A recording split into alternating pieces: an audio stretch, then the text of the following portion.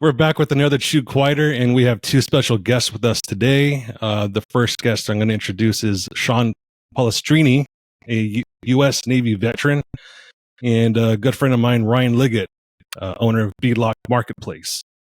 Both were attending the fishing trip for Hero Offroad. So Armando, go ahead and talk about that a little bit. Give us some details. So we've talked about Hero Offroad and what Hero Offroad does. And typically we play in the dirt. We race, we off-road, we do all kinds of weird stuff in the dirt. And Ray Carter and I had this idea last year after going on a trip that we needed to take a group of veterans and active duty members of service out. And we chartered a boat and took 18 guys mostly and one young lady, and had a great trip. There was 22 of us on the boat. We went for a 2-day trip, and we got on the boat, and actually it started at the dock.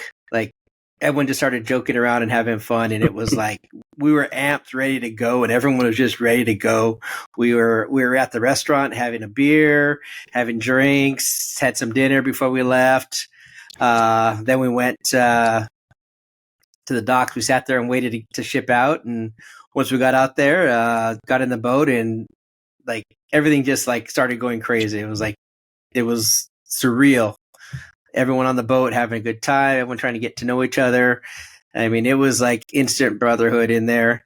And then Captain was like, okay, we're gonna probably fish early, so we're gonna motor out, so go to bed. So I think a few of us hung out and shot the shit in the galley for a little bit, and then everyone kind of get to bed. I know Ryan and Sean both had weird flights, so they were trying to get a little sleep before the madness started. And we got up in the morning. I say it was about 4:35, right as it was. Yeah, it was just before the sun came out, but pretty early, and we just started dropping hooks in the water, and all of a sudden fish started coming over the rail, and it was actually pretty cool to be there and have the action that we had. And I think we started 4:35-ish, started bringing fish in, and then we went for a few hours of fighting. I think there was the morning was our biggest catch was in the morning before about 8:30, 9 o'clock, and most of the big fish came over the rail that time. Yeah, Bree was the female Army vet that came with us, and Captain hooked up on a fish and handed it over to her. And she fought this 130 pounder, and she weighed, what did we weigh on a scale? 109 pounds, 110 pounds, something like that. Yeah, the fish weighed more than she did. The fish weighed more than she did. There was a gutted fish already. It was bled and gut. She wouldn't get, and it weighed more than her. That thing the whole way. And she fought it the whole way. Fought it the whole way. Yeah, it was a kick ass, and that kind of set the tone for the rest of the trip. And we just continued to hit good spots of fish, and we fished until like 3 o'clock, 4 o'clock that day, and we limited out, and we were just done. We're totally done. And then all of us are just kind of beat and spent. And then there was a point where we were in a spot and there was fish just coming over the rail. There was a stack of fish in front of the boat, stack of fish in the back of the boat. There was, I mean, it was a massacre. The pictures, I'll send you pictures that we can add to this. Oh yeah. And it was just a massacre of blood and everything throughout the boat during that time. We hit limit, and the captain had to call in another boat because the fish weren't leaving. And the other boat came in and parked about 100 yards from us. They started dropping in, and all of a sudden they were hooked up, and we were getting ready. We were getting ready to leave, and they're already hooking up and pulling fish in. It was just that day. We were all cheering. It was ridiculous. Yeah, it was just like, all right, we're handing over the torch. We can't do any more. I mean, once you limit, you're just done.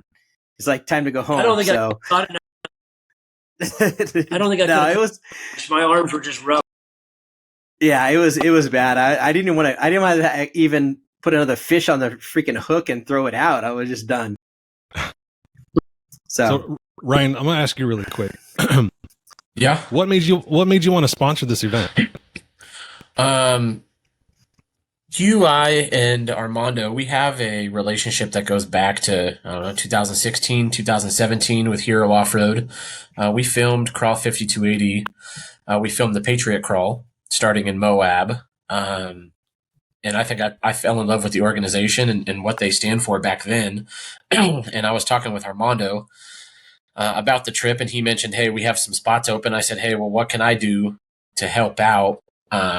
Those trips are not cheap by any means. I'd like to be able to give back to some of the veterans and pay for someone's ride, pay for someone's way so they can experience that trip. My son and I, we got into fishing a couple years ago, and that's something that we always wanted to do, is say, hey, let's go deep sea fishing. So when it came up, I said, all right, that's, we'll pay someone's way and we'll come along for the ride. And it was an experience of a lifetime for sure.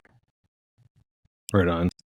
And Sean, I know you being a Navy guy, I'm sure you dropped so many, I'm used to this being on a boat out there. So tell me what it was like for you, your experience in being with a bunch of vets again.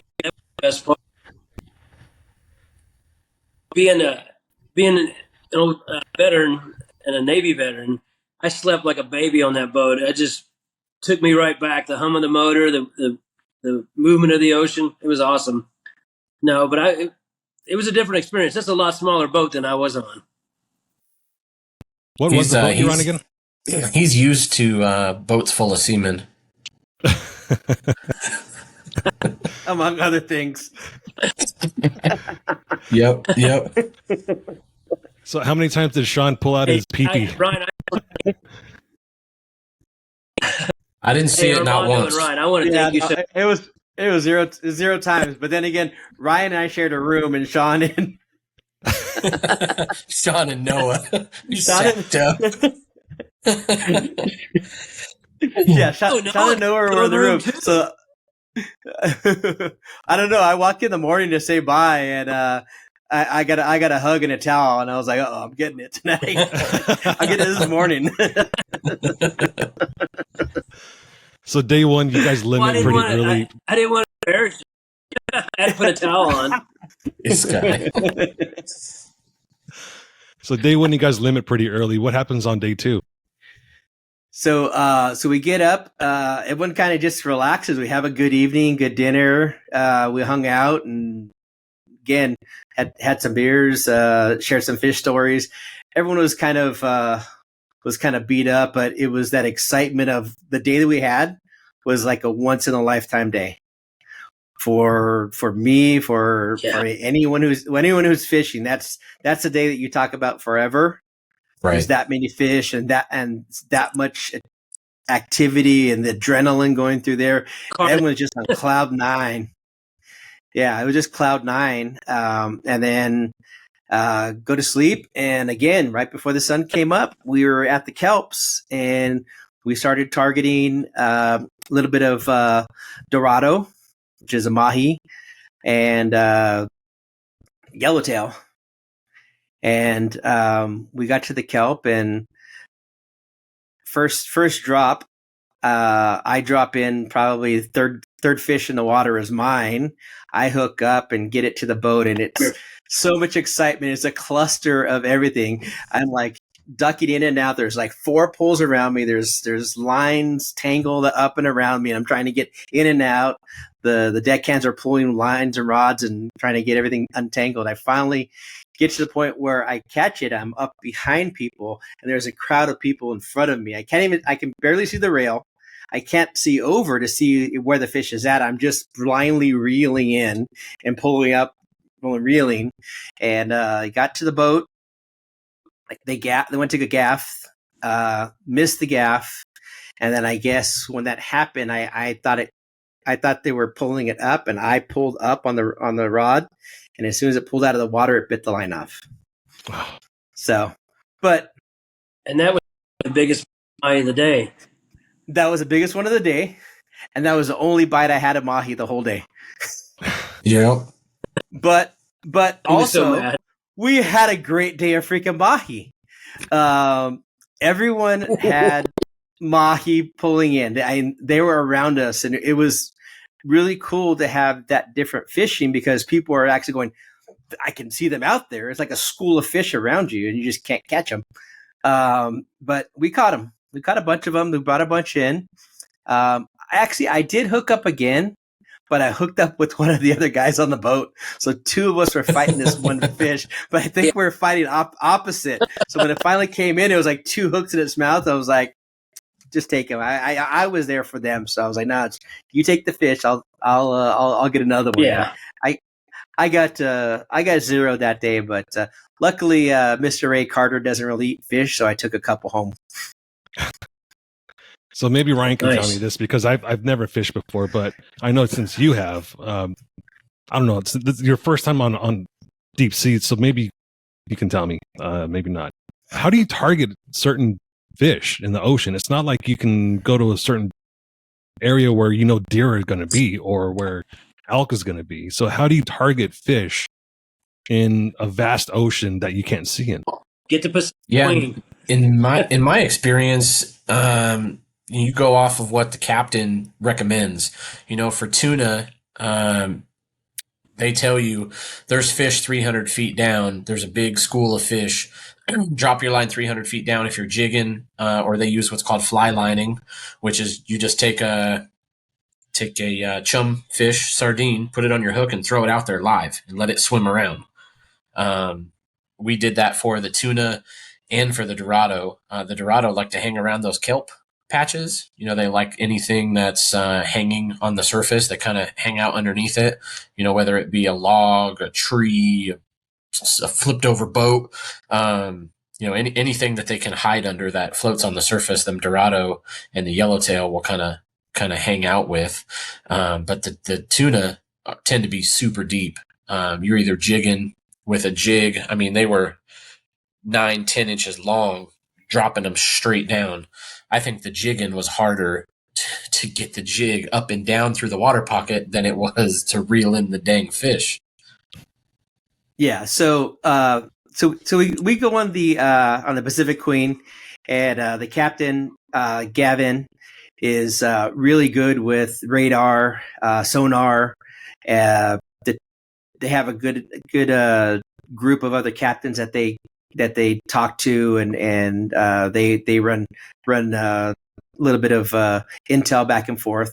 They also use an air service that goes around and finds boils and looks and finds places to go. So they're contributing to a service, which then tells them, okay, they've moved over here, which moves way faster than the boat can to get to those points. So essentially they say, okay, head over here, they head over there, and hopefully that they get them and they're still there. So there's a lot of intel going out, similar to going out and finding deer and finding a spot where you can actually find and target them. You're doing the same thing with the fishing. You're just using different techniques to target and find their location. That's interesting. Now, Sean, I think you said you were on a destroyer. Yes. Did you do any fishing off that? We did a few times. Like we'd have, they called them still beach picnics on Sundays sometimes, like when we were out away from stuff. And I never caught anything. I remember like 4 or 5 tuna being caught, more my and Dorado and yellowtail, but nothing like these bluefin. That was a completely different experience. It was incredible. How many personnel were on the Kincaid with you? Approximately 800, I think. Oh wow, that many. 5 to 8. I could find out. It's been 30 years. So let's say you're out fishing on the Kincaid and you happen to catch tuna or shark or whatever it might be. Yeah, how do you go about processing that on a boat?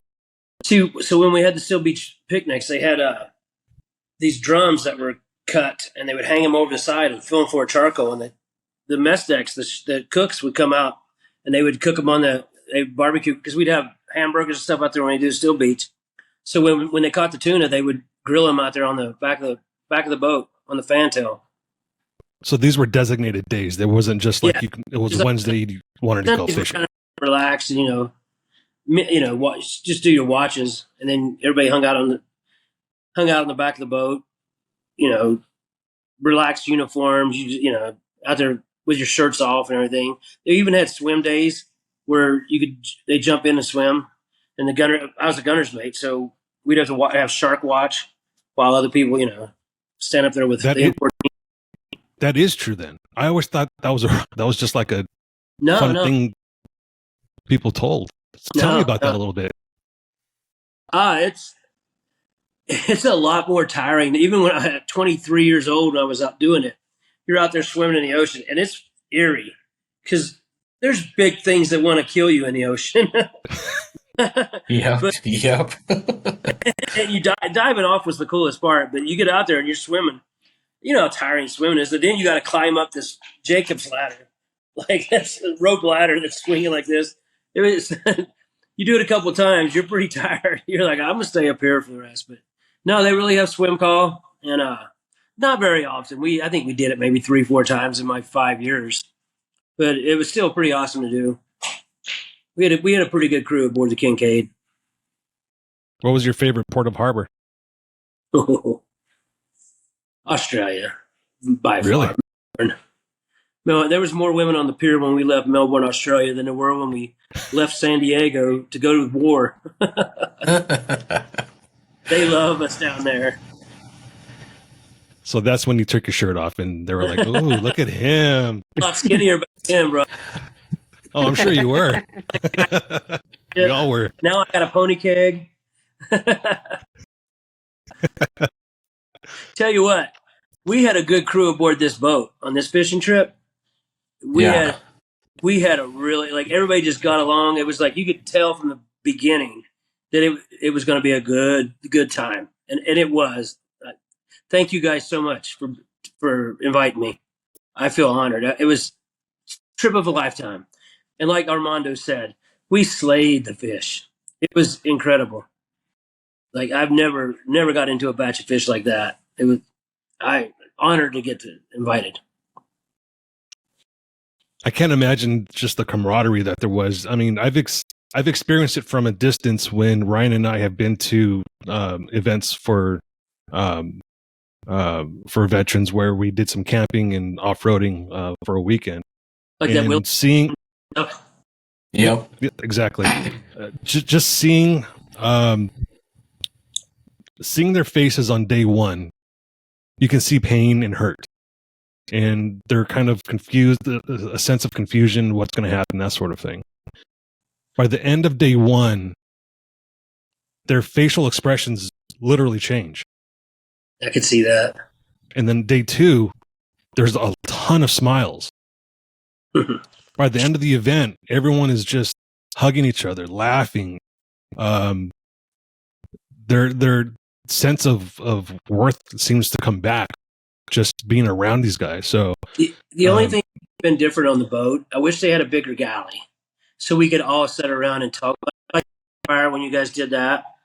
Like, I wish there was more a room, a bigger space for everybody to get in there at the same time. But it was still incredible. And my buddy Noah, who Ryan took as his guest, he was a Air Force veteran. He did 3 tours over in Afghanistan, and his third one didn't end up so well. So he was having a rough time, and this was so good for him. He opened up more than I've ever had him talk about his experiences, and it was really, really important to me that I was just so glad that he got to come. Thank you, guys. Thank you, Ryan, for inviting him.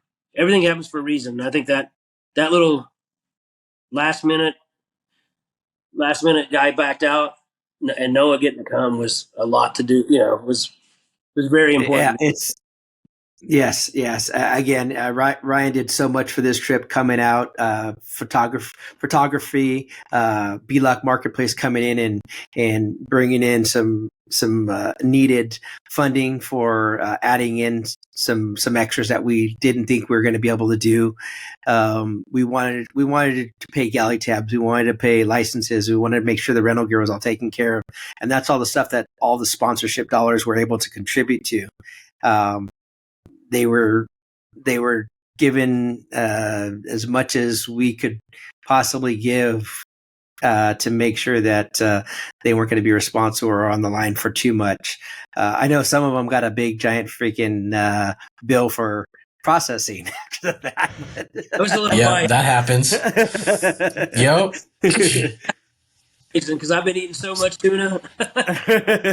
Yeah, but it's one of those things you make up through it. So, well, see how much it's going to cost you. Yeah, no, I'm lucky. I get to bring it home and process on my own. It was nuts. And it's funny is that the two last minute entries to come on, Bree and Noah. This trip, I think, meant the most to those two. I would agree. They were the two individuals that probably had the most going on, and some issues happening in their heads and in a direction that they didn't want to be into. And I think both of them just totally got onto this and latched on it, and both of them, their smiles, their laughs, their demeanor changing to their true personalities coming out, just lit up the entire boat, which is great. It was. I still haven't been able to put out the full thank yous and story behind this because I still can't put these words in there. I'm so befuddled with everything. It's still it's a month ago, and I still can't wrap around what I really feel about it. All I know is just like, fuck, that was amazing. Fuck, I love my sponsors. To add to that, Armando, with all the pictures we took, I think in the 40 hours that we were awake on the boat, I got over 1,200 pictures, and a couple hours of video. Running back through that, every time I look at a certain picture, I'm like, oh man, I remember that. You remember people's facial expressions when they've been fighting a fish for 45 minutes, and they finally gaff it and bring it up. There were a couple guys that just flat laid down on the deck next to their fish, and they just said, "Hey, time out. Give me 5 minutes because I can't breathe." There was all kinds of people grabbing the fishing poles while people were taking off jackets and taking breaks just so they could grab a drink of water. I remember Bree was just soaking wet from bringing in that 130-pound fish, and when it finally came over the side, she was done. You didn't see her for like an hour back. All she wanted to do was shotgun a beer and take a nap. That was it. Yeah, you didn't see her much right after that. And she did Noah with her, remember? It was Noah that shotgunned the beer with her. Mm-hmm. Yep. So let's say that and that was early. That fish was 130 pounds after processing. So before that... No, before. It was 130 pounds when it came over the rail. When it was bled and gutted, it was 109, and she only weighed like 102 pounds, soaking wet. She was. I can't imagine. Trooper though, she was awesome. She made it. She put a lot of energy in that trip too. It was cool. Yep. So, and I think she brought in another one that was about 60, 70 pounds. Oh yeah. Yep. She had a bunch. I think she had 200 pounds of processing. How many? Where'd you guys set sail from? Was it Long Beach? San Diego. San Diego. Point Loma. Fisherman's Landing. Yeah, just out of Point Loma. So right about where Sean was living when he was down there. Yeah, right about in the middle where I was. I was at 32nd Street. Naval Yard. To bring back a lot of memories. It did, and we passed one of those new Arleigh Burke destroyers when we coming back into port, and I was just like, and there you see the sailors out there, and it gave me the chills. it was pretty awesome. Man, that's cool. Yeah, it was pretty awesome. I'm overwhelmed with emotions of just the gratitude I was able to go on that trip. I couldn't have done without you guys, all the sponsors, Outlaw, Offroad. I don't want to start knowing them all, but they all. I want to thank. There was a handful. There was a handful Yeah. of people that the event couldn't have happened without. Doug at Yeah. Outlaw was one of them. JP from Rock Crawler was another one. Can never thank those two guys enough for helping out and pitching in. Yeah, thank you guys. Yeah, definitely. We had a few more. We had the Mercedes-Benz dealership in California. They were supposed to send a vet that was one of their techs, but just their timing and their backlog didn't allow them to do that. But they pitched in, and Ray's going to kill me for this because I'm going to screw this up. Wait a second to get it right. Yeah, let me get this right. I think he tagged them all in his Facebook post. Yeah, I got them all, but I was like, Well, I just want them all to know that they were very appreciative. Oh, definitely. Without any of those, Rogers AC and Plumbing. They're out in Utah. They're friends of Ray Carter's. They came in big. Mike from Slow Pitch West Jiggers, Coast Jiggers. West Coast Jiggers. With the slow pitch jigging rigs, he brought a bunch of jigs and stuff for everyone to have. Oh, he was out. He did everybody. Yeah, he's got everyone hooked up. He came out and joined us, and he was tying people on, giving people pointers on techniques. He knows a lot of the local San Diego guys that came out with us, so it was good to have those guys come out and be with him a little more and understand the idea of what the slow jigging stuff is and learning how to do it the right way. Mike brought over, I don't know how many fish. He just kept killing it. Every time I looked over, he was pulling something in. Oh, man. That was insane. Yeah, that wasn't his first rodeo. No. Oh, hell no. Yeah. So, I mean, there's so much that went into this and so much that we did. It's just I've had a smile every time I thought about fishing. Every time I pulled a piece of fish out of the freezer from the trip, I just have a smile and I just sit there and I don't have to look at my phone. I just have the pictures right here and it just goes through. I'm going to be on cloud nine for quite some time now with that. So, and I got a hunter that loves food. So when the little slivers that don't cut real well, I'll give them to him. And he's all loving this trip. He loves fish. Come here. Yeah, something else that we didn't talk about, something that was unexpected for me, going onto a boat in the middle of the ocean. I didn't realize the kind of food that we were going to have. We don't miss a meal around here.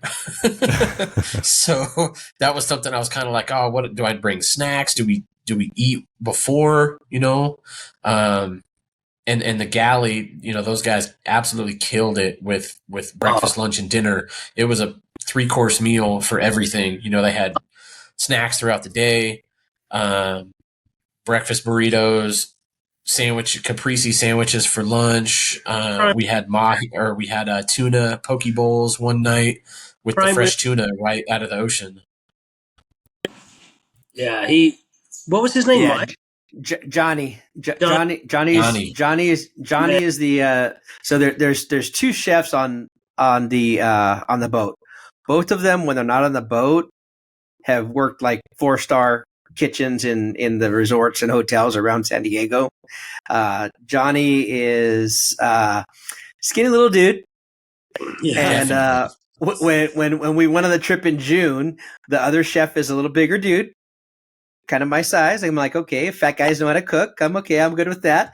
Skinny guy came on and was like, oh wow, man. And we had the other chef when we were last year and he was really good. Johnny came in and just blew our mind. I'm like, okay, I can trust a skinny chef now. You can trust him. And he came in and killed it every meal. everything. Well, and I was talking Just to him, the prep he puts in before the trip, like it's yeah, pretty, because that kitchen isn't very big, and if you forget something, it ain't come. You can't go run to the store. He had everything dialed in, but I can't How's the say weather? he put us in the right spot.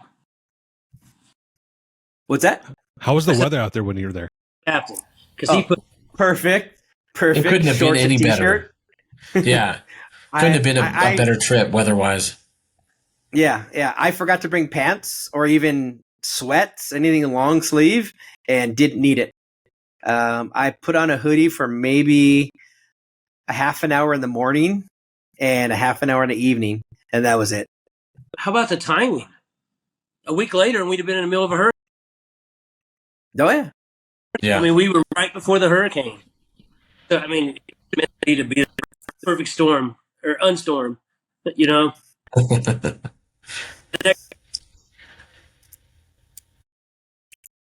So I'm going to throw we out really quick some information on how people can donate to the next one. so we're gonna start planning for it. We did reserve the same date spot for next year, but I'm watching the fishing from this last week and going, we might want to go a little later. So we might push it to maybe middle of September, beginning of September, something around there. There's not a lot of shows and events that are around this time, so it would be nice to have some other of the off-road community sponsors and stuff come out with this. So I think it would be a good time for that.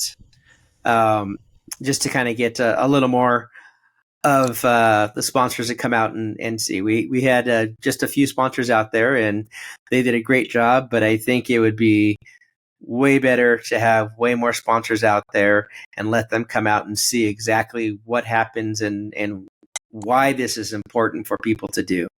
So, Right. So we'll be releasing that, but we always have heroffroad.org, our website up.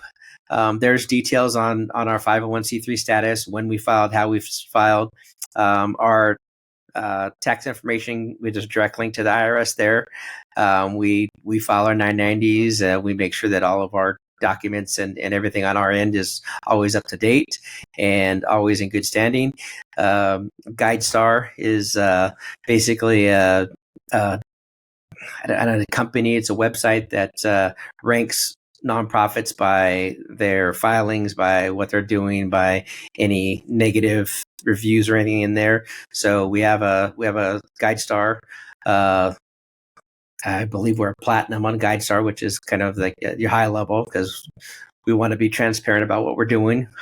Whatever we do on the hero side is always transparent and clear and clean. So we always make sure that's out there. So heroffroad.org is the website, and there's always donations there.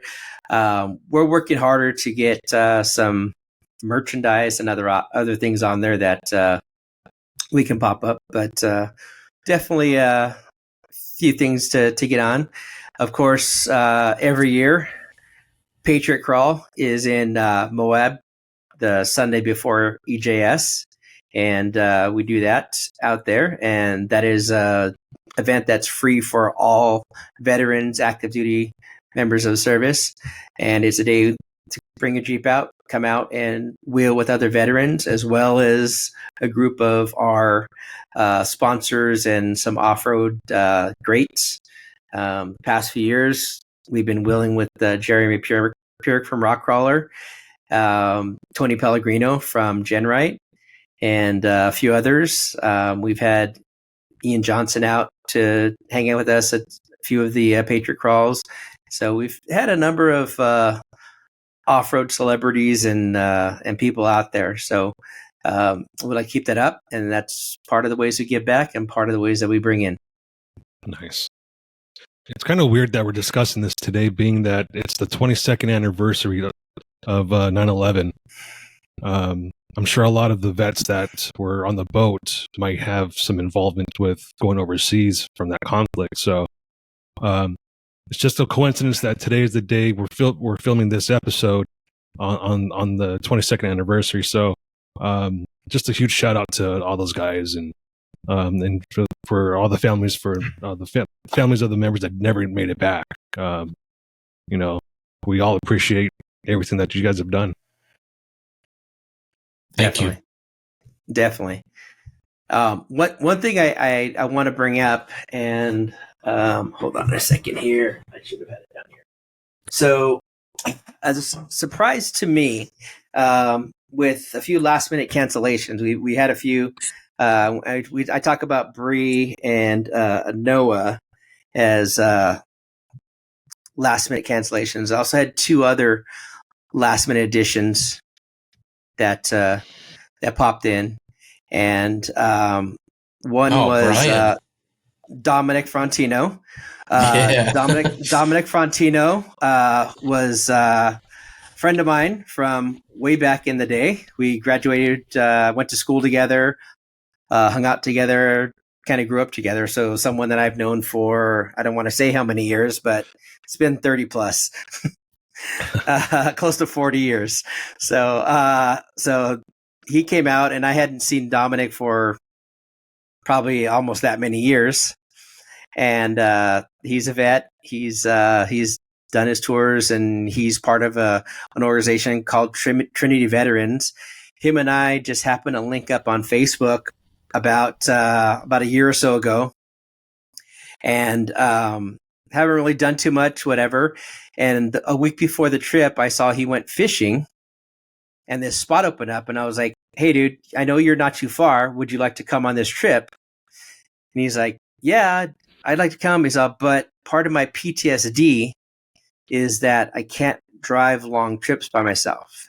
So PTSD was he was in a convoy. Shit happened. So he doesn't like driving by himself in the car. So he's like, can my buddy Brian come? And that was it. And I'm like, yeah, no problem. We had another guy cancel. So I told him, give me a day. Another guy canceled. I'm like, all right, bring Brian. Knew nothing about Brian. He texted or messaged me like the next day. He's like, hey, Brian knows you from something when your time with the Marines. I'm like, I never served. I wasn't a Marine. I don't know what that means. But hold on, more show and tell. So, a few years back, we sent care packages out to a company that was stationed in I can't say where. And when they came back, they put this commemorative helmet up for us, and I went and picked it up, and this thing is badass, and it's part of our Facebook profile images and stuff like that. So, hold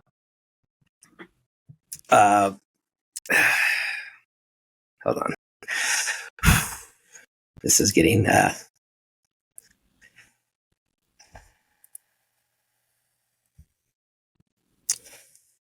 I have a buddy, Ryan Plummer, that was in that company, and he's part of another organization now that does fishing out in San Diego, and he helped us fill that boat with some people that he knew down there. So a lot of the locals came from Heroes on the Water.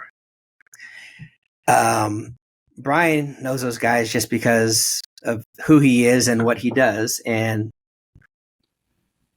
Brian is the guy on Mission Fish. I can't see this as so. So we got this. So Mission Fish is an organization that takes veterans out to do fishing adventures like this. That's all they do. Yeah. Just take groups of guys out there, and it gets to do this all the time. And he just, through what he's done and what Brian's done with the veterans and the fishing and this adventures, it's this therapy to get these guys out, and these guys all know each other now, and it's like this group now. Brian is really instrumental in Mission Fish, and we're going to be partnering with them to do more of the fishing adventures. So next year will be a Hero Offroad with Mission Fish out to do something with that we might be able to do 2 to split this up and work this out. So we're going to work on that. Brian, Ray, and I, and a few others will be talking about how to make this happen and see what we can do to maximize what we're doing next year. So out of this trip, in addition to the camaraderie and what we got to do, I got to bring home like some old friends back into my life, bring a new friend in, and really get to expand what we're doing and bring this out.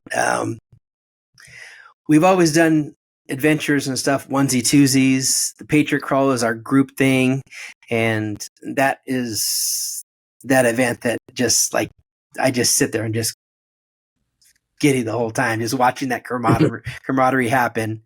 So this trip, I just think about it and I just get all misty and it's like someone turned on the sprinklers around here. I don't know. You're chopping onions, man. You're chopping onions. Yeah, someone's got the onions out. I'm not really sure what happens around here, but is there a cat in the room? yeah. Think about my allergies. So, I want to tell you, Armando, it is important and it is appreciated. 100%. I mean, and I've been telling guys at work and other veterans, like, they're like, oh my God, how did you hear about this? I'm like, get on. And I said, I'll give you the information when it comes up, because it's important what you're doing. And, Yep. and I just want you to know that you are appreciated for real. and that makes my day every day when I get to hear that and to see what we're doing. And there goes Ryan, my cat again. And Ryan, this bounces into you. I mean, this is something I can't do myself. None of this I do by myself. I can kind of be the cheerleader. I can kind of help do things, but I can't do it without the incredible partners and sponsors and helpers and everything that goes on with this. It's huge. And yeah, everyone here is a volunteer. No one gets a paycheck from this. Right. Right. Yeah. So that's the thing, is that other than our minimal expenses for website and whatever we have to pay for bank and whatever goes on with that, everything goes back into the mission. So we're awesome. We want to have everything go back as much as possible. If I can get a free website or a discount here and there whenever they do veterans, I always sign up for that. GoDaddy has been gracious and give us free hosting and domain hosting and done a few other things here and there throughout the years. So that's awesome. GoDaddy's been a helper for us. I mean, it was not so bad now, but when we first started out, it was a huge thing because it was a couple $100 a year that when we weren't making that much. Yeah, we weren't making that much. I think most of it was coming out of my pocket back then. Yeah. So now it's great.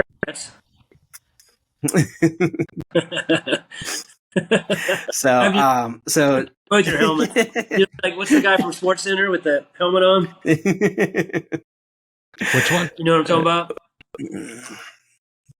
Are we talking about the Steelers losing again? Yeah, that's what I couldn't hear you. I got screams away. So no. Again, there's so much to what goes on here. No, I know it's not easy. And what this does for me. And this is the reason I keep going. I didn't shack it up 5 years ago when it was kind of running on $0. It was making enough to pay for itself and do what we want to do here and there. But I was like, I can't fund this anymore. So that's about the time I brought Ray on, and Ray and I have been really good about probably maybe it was 6-7 years ago now. Yeah, 6-7. My timing sucks. I don't know years. Because it's funny. It's funny that we just came across I believe it was our 11th year since my initial corporation filing with Arizona. Oh wow! Yeah, and then our IRS filing, we're going to go on 11 years now of getting a 501c3. So. Awesome. So I always think it's 5 years, but it might have been 7 years ago when Ray and I started this. But but Ray and I have been fortunate to have such great partners and great supporters that Well, I want you to know you're keep this doing good going. stuff. And we're doing. I want you to know you're doing a good job, man. It's awesome. Thank you, brother. I love this. The other day, I was kind of thinking about this trip that you're talking about, and I know the expenses that you had to go that went along with it, and I'm just trying to think how I can help out. I'm just a normal guy, and I'm sure my small donations, would help here and there. But I was trying to think, and I even texted you, Armando, like, I'm thinking about doing some more fundraising for you. I'm just throwing out some ideas. So I'm going to start looking into some maybe charitable golf events. I started golfing again, so I think that's one way. There's a lot of golf events that are for charity all the time. So there is no shortage of golfers wanting to donate. So I think that's one avenue. So that's something that I'm going to dedicate to you, Armando, is more time from me to your cause, because it's obviously something that's helping a lot of people. And these are people that need it. These are people that are, serving our country. So I think it's time I got off my elbows, as they say, and did a little bit more. So definitely, and I appreciate that. And there's plenty of friends around your area that would be more than willing to jump in and give a hand. Yeah, I'm going to be reaching out to some folks. Yeah, well, man. Onions again. Yeah, there's some good guys out there in your area, Gabe. Yeah. Yeah, there's a lot of people out here that, it's a volunteer. There's those shady fuckers like Loxley too, though. Everyone except for Rob Ryan. Yeah. Tennessee is the volunteer state, and there's highways named after conflicts of war. There's Korean Veterans Bridge. So this state has a lot of admiration for veterans and active duty. So I think it'll work out just fine. That's all Appalachia. Yeah. But shit, it's a fan. I'm going back to Appalachia. Sure. Make sure you stop at my place first. Them old boys raise their own shotgun. Awesome. The country lifestyle is definitely it was, I don't want to say it was a culture shock for me, because I've seen the country before, but actually living in it is different from just visiting. Yeah. The old saying, the country mile. I finally figured out what a country mile was. It's more like 30 miles. It's like 30 miles. Right. I believe it's the same as a Texas mile. It's like 30 miles. Yeah, something like that. Good stuff. There's something special down there, though. That Southern hospitality and the food and how you doing? Like everywhere you go, people are nice. It's weird. Everyone. So the first time I got called sir out here, I was like, wait a minute, hold on. I am not that old. And then I realized that's just the way it is out here. Everyone's respectful. Everyone's sir. Everyone's ma'am. Everyone's please. Everyone's thank you. 100%. Oh yeah, and I love it. It's one of the biggest reasons that I spend so much time in around Nashville. Like when I was traveling east, I was always just everything just goes to Nashville. I could have chose anywhere I wanted to, but I chose Murfreesboro. I chose that area to. Plus I had really good friends there at Chambliss and Jason Rogers and Andrew Bailey that kind of Andrew and Jason starting the shop, and then Chambliss taking over with Jason, and then Chambliss taking over. So I've had a really good friend that's there. That's allowed me to park my trailer, park the Jeep, leave the Jeep there as they worked on it, and come back and go around. So it's always been my home away from home when I'm on the road in the East Coast. It's like I'll be in Murfreesboro. Be in Nashville, whatever I is. So I love it. I love the area, and if I could move tomorrow, I'd be your neighbor. I would love that, man. Man, I don't know if you could There's a house for sale right across the street from me too. Armando. Is it on water? That though. Yes. What was that? The humidity to go from Phoenix to that humidity. That's a jump. Look at Well, I know. That's a no for me. That's why it'd have to be on a lake. Yeah. Oh, 100%. Get that breeze. Get the breeze. That's all I do. Just go on the boat all day. I don't know. Yeah. I've been in dry hot weather, and I've been in humidity with hot weather. I would rather much have the humidity, to be honest with you, than the hot dryness. I don't know. It's night and day, because even if it's really humid, you still have that breeze and you're sweating. So that breeze will cool you down. Yeah, you keep telling yourself that. Over. Yeah.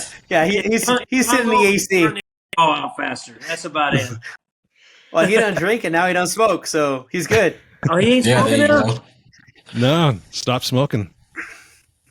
Shit. Yeah. What are you doing? What am I doing with all my time? I put sod in my F1 car right behind him. Yeah. My sim racing. I can't. I started doing a lot of sim racing. I laid sod in my backyard, so I started doing a lot more outside that's gardening right. stuff. You're a homeowner now. You ain't got time for none of that other shit. He turned into a Mexican. Yeah, man. He got his own yard now. Mexican. So last week we had a really hot heat wave, right? And I'm in And the you were out there backyard in working. your house? I was out there working, sweating like a slave, sweating like a beaner from that just hopped over. And I was like, man, I am sweating from places that I didn't know I have. There's sweat glands there.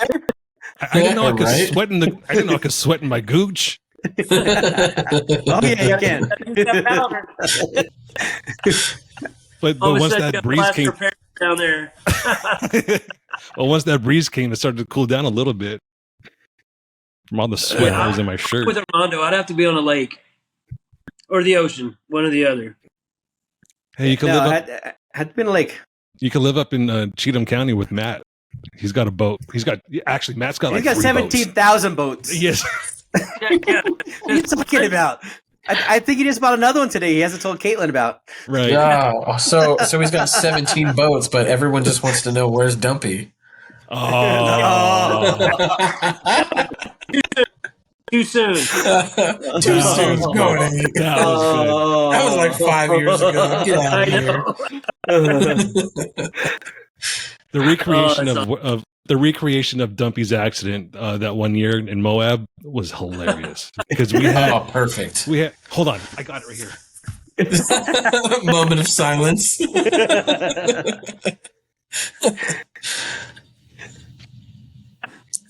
Ryan was Okay, I just lied. Maybe I don't have wipe it. his brow because he was just thinking about Tennessee weather.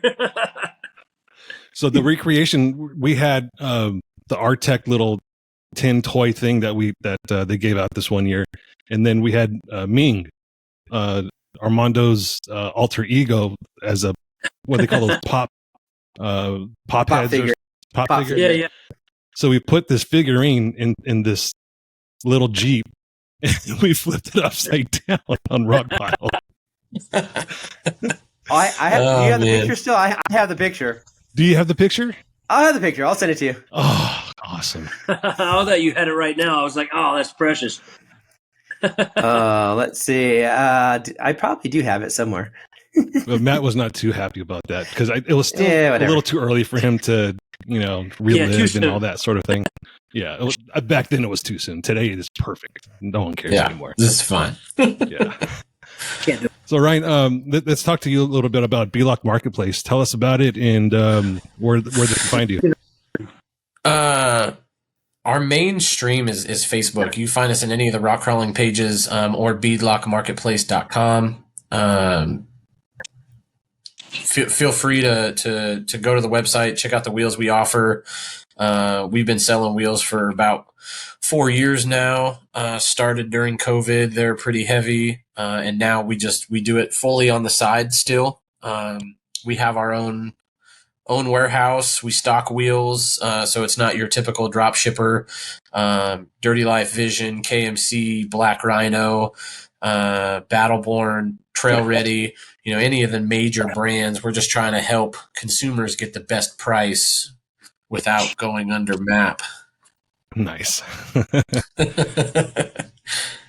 Quote unquote. That's it, man. As long as we don't advertise, people always ask, why don't you have prices on anything?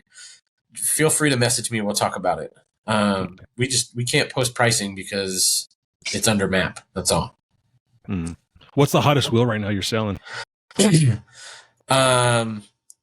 been selling Battleborn like crazy. They have that flow form cast wheel, which is stronger than your normal cast wheel. We have guys running them in We Rock. We have guys running them at KOH. We have your normal Toyotas in your backyard running them. To me, it's the best bang without going to a forged wheel for the strength. We sell a ton of Dirty Life. Dirty Life is the bread and butter. That OG 9302 Roadkill. You had them. Mm-hmm. You had a set on your Jeep. I have a set on my Jeep. Yep. But the Dirty Life goes back quite a ways, and the best bang for your buck. I mean, your $1,450 shipped for a set of 4 is pretty unheard of, and nowadays. For a Jeep these days, price. Yeah. And you're still sponsoring John in the side by side? Yeah, his car's up for sale. He actually ordered a new Maverick. The one that looks like it's got the Dodge mirrors out the side over the front tires. He wants to start over on a new platform, so his Can-Am is up for sale, and it's at a hell of a steal. $37,000 for a full race key turn, ready to go KOH rig. So we're still going to sponsor his new car. We're still going to sponsor his new car in the 4900 series coming up at KOH. He doesn't know it yet, so I hope he watches this. We were talking about it, and I was waiting to make a decision. And we said, yeah, we'll throw some wheels and tires at his race program next year to make sure he doesn't have to worry about that. It's just one less thing. Shout out to John Colley, because he's also a veteran. He is, and trust me, I tried for 3 days to get that man on this boat. I think he's afraid of the water. He's a big dude. He doesn't float. Dad. Noah's dad. Oh, he's all muscle, dude. He's all muscle. He'll sink straight to the bottom. Yeah. I mean, he's okay. John is 6'2", maybe? Probably he's solid. He's taller than that. 6'3", 6'4". Yeah. And he's a solid, probably 250. And he does Brazilian jiu-jitsu. Mm-hmm. He's not a motherfucker you want to fuck with. Right. Yeah, he's one I want in my corner. He's a soft teddy bear.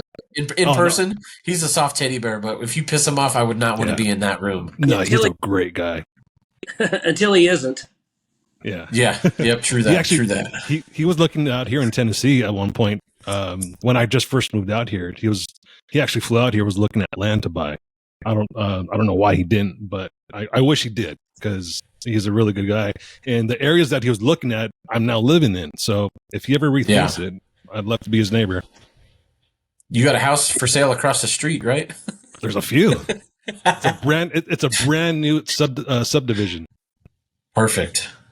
Yep. So anyone that's looking for a house, what's that? Another rental for you. No, there's no rentals over here.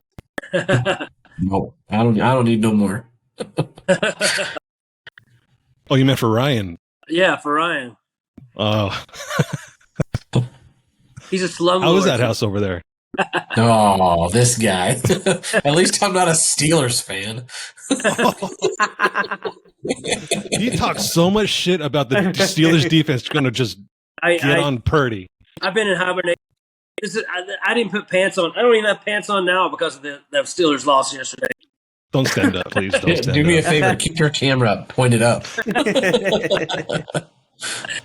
been hungover all morning, all day. Were you drinking just because? Were you drinking just because it was Sunday, or because you lost so bad? Yes. 100%. Yeah, it was a rough one. I was talking. I'm so glad I didn't have to go to work this morning, because I was talking shit at work. Of course you were. You were talking shit all over Facebook until you weren't. until I wasn't. That's why I texted you. Make sure you didn't jump off your roof. Oh shit. That's a long way down. The phone was blowing up. Everybody was like, calling to give me shit. That's what happens when you Right. talk shit for no reason. Yeah, It wasn't rightfully even so. Everyone is zero wins, 0 losses, and this guy's just already thinking we're winning the Super Bowl. This is our year. This is our Super Bowl. This is it. This is our destiny. Well, he needs 6 good weeks. I will give him this. At least he didn't lose to Detroit. Ooh. Right? Or the Raiders. Them Kansas, yeah. The Raiders, that too. Yeah, I think Russell Wilson needs another new coach or new stove or something because he's still not cooking. He needs to Yep. All right, guys, I think it's time to wrap it up. And once again, thanks to Sean and thanks to Ryan for joining us. Armando, thank you for all you do in Hero Off-Road. And shout out to all the vets that were there. Shout out to all of the vets that weren't there, that are just, hanging around and living their life. Thank you for your shout out service. to sponsors who couldn't do it without. Thank you, Ryan. Yeah, and to all those vets who couldn't be with us, we want to do this again. We want to continue doing this. Stay around for us for tomorrow. We have more to do. Yep, that's it. Awesome. Yeah. Call somebody. Thanks for having me, Gabe. Appreciate it. Armando, thanks guys for having me. Thank you. Thanks again for everything, Ryan. And Sean, thanks for coming and being a great part of this trip, and definitely bringing Noah. Love that kid. He's he really appreciated it, man. It was a trip of a lifetime for him. A good time. Yeah. He's all right, guys. Great kid. Well, until next time, we're signing off from here. Chew quietly. Take it easy. Yes, sir.